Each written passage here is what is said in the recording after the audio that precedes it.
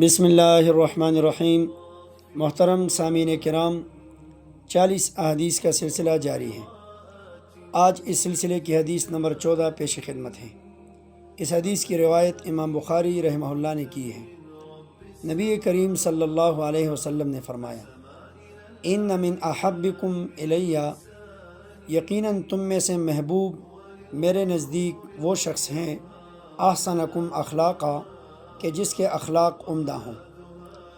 سامعین کرام، سب سے بہترین صفت جو انسانی صفات کے اندر ہمیں ملتی ہیں وہ اخلاق کی صفت ہے، کیونکہ نبی کریم صلی اللہ علیہ وسلم سب سے بہتر ہیں اور ان کی صفات بھی سب سے بہتر ہیں، اور ان کو اخلاق حسنہ کی دولت سے نوازا گیا تھا۔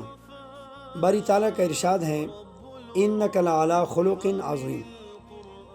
اب نبی کریم صلی اللہ علیہ وسلم کے اخلاق کیا ہیں؟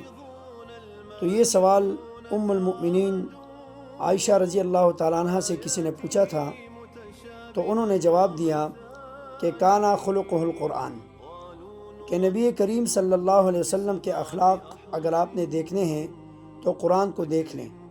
بس قرآن کریم میں جو اچھی باتیں ہیں ان کو اختیار کر لیں، اور جن باتوں سے منع کیا گیا ہے ان سے بچیں۔ یہی اخلاق نبوی ہیں صلی اللہ علیہ وسلم۔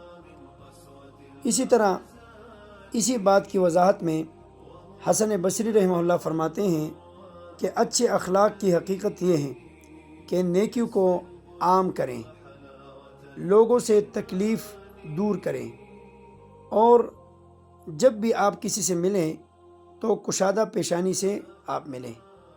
قاضی ایاز رحمہ اللہ فرماتے ہیں کہ اچھے اخلاق یہ ہیں کہ آپ لوگوں سے اچھے اور خوبصورت تعلقات رکھیں، لوگوں سے محبت کریں، ان پر شفقت کریں، ان کو برداشت کرنا سیکھیں، ان سے بردباری کریں، ان کی بری باتوں پر صبر کریں، اور اپنے آپ کو تکبر سے بچائیں۔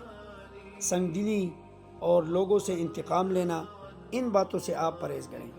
سامعین کرام، رسول کریم صلی اللہ علیہ وسلم نے فرمایا کہ آپ لوگ جو آپ سے بڑے ہیں ان کی عزت اور توقیر کریں، اور جو آپ سے چھوٹے ہیں ان پہ شفقت کریں۔